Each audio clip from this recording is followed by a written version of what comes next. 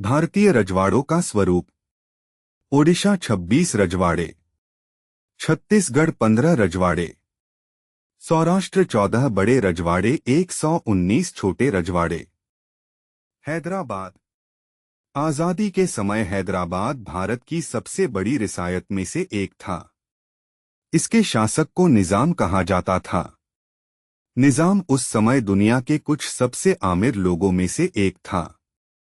निजाम चाहता था कि हैदराबाद भारत से अलग रहे और आजाद रियासत बने, पर हैदराबाद में रहने वाले लोग, उसके शासन लोग खुश नहीं थे, जिस वजह से हैदराबाद के लोगों ने निजाम के खिलाफ आंदोलन करने शुरू किए। यह सब देखकर एवं इस विद्रोह को रोकने के लिए निजाम ने रजाकारों को भेजा। रजाकार निजाम के सैनिकों को कहा जाता था। जाकारों ने लूटपाट, हत्या और बलात्कार किए। लोगों पर हो रहे इस अत्याचार को देखते हुए सितंबर 1948 में भारतीय सेना ने हैदराबाद पर आक्रमण किया ताकि सामान्य जनता को रजाकारों से बचाया जा सके। यह युद्ध काफी दिनों तक चला और अंत में निजाम को हार माननी पड़ी और इस तरह हैदराबाद भारत का अंग बन गया। मणिपुर। मणिपुर भारत के पूर्व में स्थित एक रियासत था। यह के राजा थे बोध चंद्र सिंह। लोगों के दबाव के कारण राजा को जून 1948 में चुनाव करवाने पड़े और इस तरह से मणिपुर में संवैधानिक राजतंत्र को स्थापना हुई और भारत में सबसे पहले मणिपुर में ही सार्वभौमिक वयस्क मताधिकार को अपनाकर चुनाव हुए।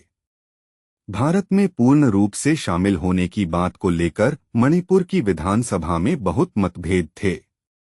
कांग्रेस चाहती थी कि मणिपुर पूरी तरह से भारत में शामिल हो जाए, पर बाकी पार्टियां ऐसा नहीं चाहती थी। अगर विधानसभा में भारत से अलग रहने का प्रस्ताव पास हो जाता तो मणिपुर को भारत में शामिल कर असंभव हो जाता। इसी को देखते हुए भारतीय सरकार ने मणिपुर के राजा पर दबाव बनाया और उनसे पूर्ण विलय पत्र पर हस्ताक्षर करवा लिए। इस तरह मणिपुर भारत का अंग बन गया।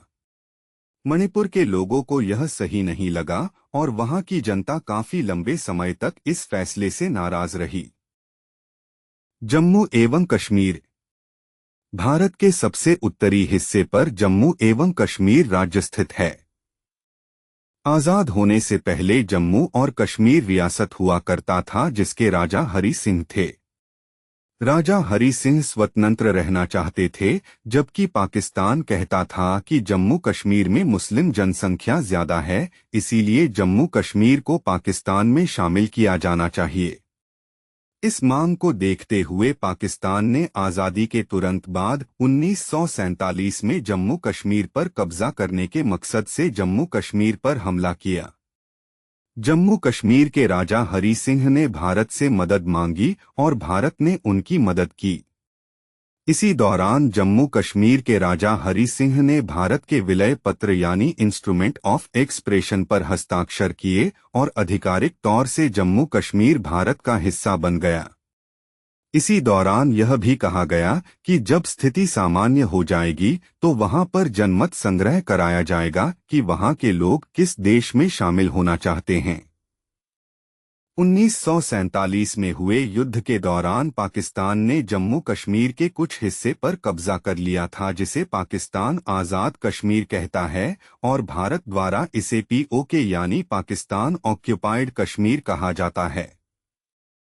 पर यह जनमत संग्रह आज तक नहीं कराया गया और जम्मू कश्मीर को धारा 370 के तहत विशेष अधिकार दिए गए। राज्य पुनर्गठन आयोग। 22 दिसंबर 1953 में केंद्र सरकार ने उच्चतम न्यायालय के भूतपूर्व न्यायाधीश फजल अली की अध्यक्षता में 3 सदस्यीय राज्य पुनर्गठन आयोग का गठन किया। इस आयोग के अन्य सदस्य हृदयनाथ कुंजरू और KM पाणिक्कर थे।